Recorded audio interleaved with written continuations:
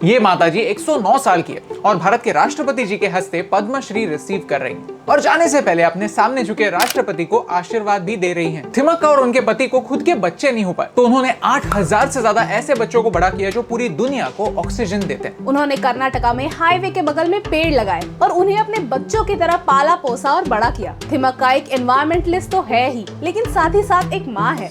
थिमक्का जैसी extraordinary mother's की कहानियां हमें एक मदर की डेफिनेशन क्या है ये सोचने पर मजबूर करती हैं। क्या एक माँ सिर्फ वो है जो एक बच्चे को जन्म देती है, या एक माँ के भी अलग अलग अवतार हो सकते हैं? आज के इस वीडियो में हम आपको कुछ यूनिक कहानियां सुनाने वाले हैं जो सुनने के बाद आपको भी मदरहुड की डेफिनेशन कितनी बड़ी है इसके आइडिया आ जाएगी। अगर ये कहानियां आपके चेहरे पर एक स्माइल लाती है तो इसे अपने दोस्तों के साथ शेयर कीजिए। भारत की पॉजिटिव कहानियां आप तक पहुंचाना हमारा मिशन है। हमें सपोर्ट करने के लिए हमारे YouTube चैनल को सब्सक्राइब कीजिए और इस बेल आइकॉन को प्रेस कीजिए। 19 साल की एज में मिस यूनिवर्स का खिताब जीतने के बाद क्या नहीं था सुष्मिता सेन के पास। साल 2000 में सुष्मिता सेन एक जानी मानी हस्ती थी और उन्होंने एक एक्स्ट्रॉर्डिनरी डिसीजन लिया, एक सिंगल मदर बनने का डिसीजन। 24 साल की उम्र में एक लड़की को अडॉप्ट किया। लेकिन क्यों?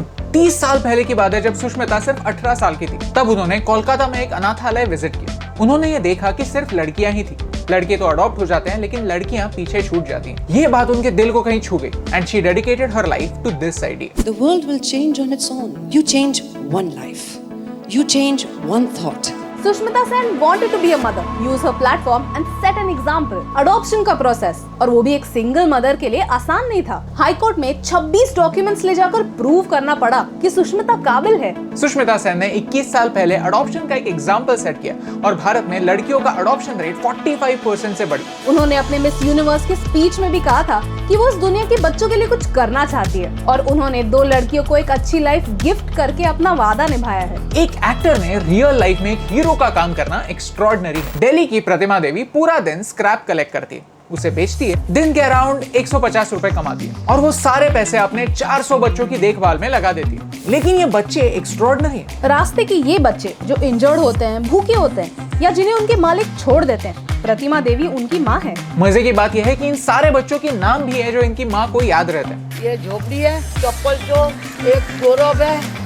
उनकी शादी 7 साल की उम्र में हुई थी और 18 साल के होने तक 3 बेटे भी हो चुके थे, लेकिन उनके पति नशे करते थे और उन्हें मारते थे। तो प्रतिभा देवी दिल्ली चली आई और उन्होंने अपनी एक नई फैमिली बनाई और उनके बच्चों की संख्या दिन ब दिन बढ़ती ही जाती। अगर उन्हें कोई स्ट्रे डॉग मिलता है तो उसे बेझिझक वो अपने परिवार का हिस्सा बनाती है। उसका वैक्सीनेशन का, खाने पीने का, यहाँ तक कि नहाने का खर्चा तक उठाती है, क्योंकि जेब बड़ी हो या ना हो लेकिन उनका दिल एक्स्ट्रॉर्डिनरीली बड़ा। अगली कहानी किसी मिरेकल से कम नहीं, क्योंकि नूरी बचपन से ही दूसरे बच्चों से अलग थी। ए जानी भाई, तुम्हारा लड़का क्या है तो चक्के के नमक चल रहा, तेरा उन्हें मेरा बात चलन सब थोड़ा ट्रांसजेंडर के नमक। 13 साल की उम्र में नूरी जी 30 रुपए लेकर मुंबई आई। भीख मांगना उन्हें पसंद नहीं था तो नूरी जी मुंबई में एज अ सेक्स वर्कर काम करने लगी। बात है 1987 की, जब भारत से HIV पॉजिटिव डिटेक्ट होने वाली तीसरी पर्सन थी नूरी जी। लोग समझते हैं कि HIV होने के बाद लाइफ इज ओवर, लेकिन पिक्चर अभी बाकी है। नूरी जी ने उन्हीं के एरिया से 2 बच्चों को अडॉप्ट किया था। उन्होंने उन्हीं के लिए जीने की ठान ली और HIV पॉजिटिव अनाथ बच्चों की मां बन गए। नूरी जी का सपना है कि वो HIV पॉजिटिव बच्चों को जीना सिखा पाए। HIV पॉजिटिव लोग मेरे जैसा 32 साल क्या 100 साल भी जी सकता। आज 34 इयर्स हो गए नूरी जी HIV पॉजिटिव डिटेक्ट हो गए, लेकिन फिर भी नूरी जी अपनी एक्स्ट्रॉर्डिनरी होप के सहारे जिंदा है और अपने 45 लीगली अडॉप्टेड HIV पॉजिटिव बच्चों के लिए एक घर बनाने का सपना रखती है। HIV को जिसे लोग एक डेड एंड समझते हैं, उसे ही नूरी जी ने अपने लाइफ का एक टर्निंग पॉइंट बनाया और ये एक मिरेकल से कम है। हम ऐसे देश में रहते हैं जहां हम देवकी के साथ साथ यशोदा को भी श्री कृष्ण की माँ का दर्जा देते हैं। हमारा इतिहास भी हमें याद दिलाता है कि एक माँ का रोल बायोलॉजी से बढ़कर होता है। फिर भी क्यों?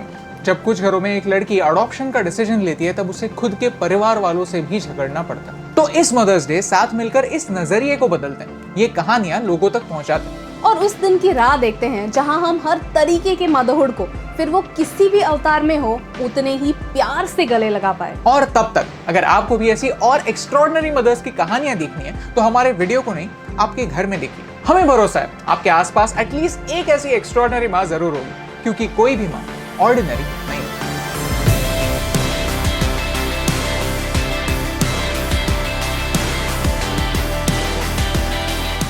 हे एसटीएम, हम हमेशा सोचते थे कि मीडिया भारत के बारे में इतनी नेगेटिव क्यों, तो हमने एक पॉजिटिव सोल्यूशन बेस्ड अप्रोच अपनाया। अगर आपको ये वीडियो अच्छा लगा तो लाइक बटन प्रेस कीजिए अगर आप यहाँ पर नए हैं तो यहाँ पर क्लिक करके सब्सक्राइब कीजिए और नए वीडियोस के अपडेट्स मिलने के लिए बेल आइकन को प्रेस कीजिए और ऐसे ही और पॉजिटिव वीडियोस देखने के लिए यहाँ पर क्लिक कीजिए, क्योंकि आपके सपोर्ट से मुझे फर्क पड़ता है।